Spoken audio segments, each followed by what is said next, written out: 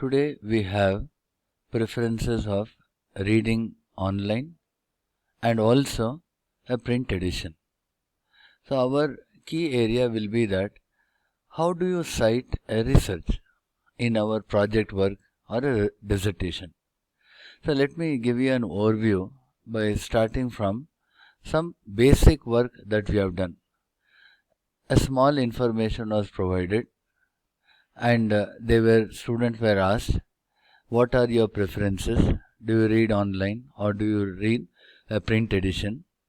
And what are the different methods you read on depending upon the source like newspaper, magazine, journal.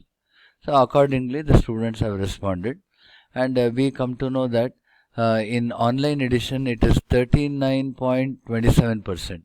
Okay, they read that is newspaper, and print edition it is 31 or 53.4%. Here it is 39.7%. So we come to know that the print edition is more for a newspaper. Okay, now similarly the other things are varying. This is where we come in. So after doing this, I had to go and find literatures where the information or such type of research work has been conducted. For that, I'll have to go through the what we call it as Google search. Then my keyword is, let me type preferences, preference, preferences of reading online and print among college among students.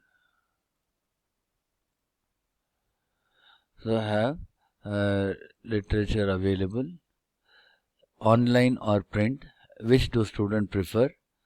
This is something relevant to my area of research. So what I do is I can copy this and then I can keep this in my references. For example, so let me paste it over here. So this is my reference. So next time when I would like to go and check there, I will get that.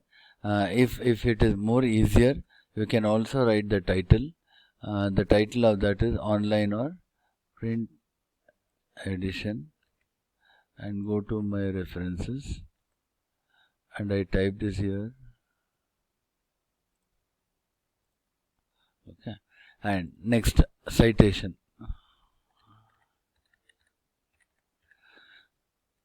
How do you cite this? So to cite this, again I'll go back to the website and I'll find download citations here. Let me check that. What mode I require? I require a plain text. Then I copy that to clipboard. Each place it will be different, or you can copy the URL here. That is also one method possible. Then citation. So I get the citation. And let me add a link to this so that I come to know later. Okay, now this is your citation. What happens here? I come to know what is the title, online or print, which do students prefer, and when I click this, I go to the text or the full text, then citation, how it is cited. This is starting from the alphabet M. So when I have a collection of like this citation, I can keep that in alphabetical order and then give that in a reference. By this, your plagiarism level will come down, and what you're trying to do is the original work. So let me go back to the search and find if there is one more resource available. So I go back and find, is there any other resource available? Research preference and reading and printed form. Then here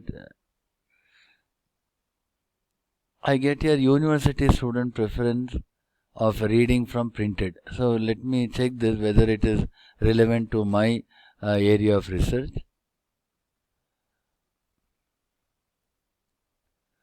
I got a university student preferences of reading from printed paper, digital screen. Yes, could be. So I can download, or I'll copy this. Let me see later. I'll copy this. This is my second reference. Let me number this. This is, and what are the what are the heading here?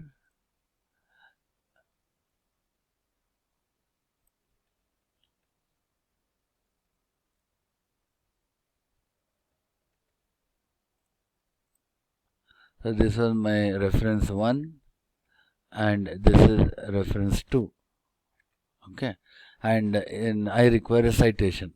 If a citation could be like the author name is given university, or if there is any download option, it will be much better. So as I search, I come to know that the author name is given here. Okay, I'll copy the author name. Then I can go to insert, then reference, and here we have the style. Okay, insert citation. Okay, you can have add a new source. So I like to give the author name. I've written the author name. Then I like to go back here and find which paper it is on. Academia.edu. It is on academia.edu. It's a journal article, or it's a book section. It's a conference. It's a journal article. Then title of that I'll have to. Let me put the journal name here. It is an online publication, academia.edu, and the title. What is the title given there? The title is University Student Reading Platform. So title is given here. Okay. Right now let me start with this and then click OK. So you have the references here. So after I complete that, when I would like to insert the bibliography, I go to the space, then insert, then we have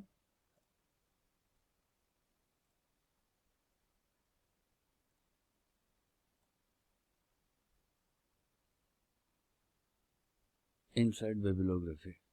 So you can find the entire reference given here, but what I given is a brief. The same procedure is to be done for other cases also. So this will start building up your bibliography. So your references are very clear, and now when I start paraphrasing, check into the word, for example, I go back to this article, okay, which is speaking on online or print, what do students prefer.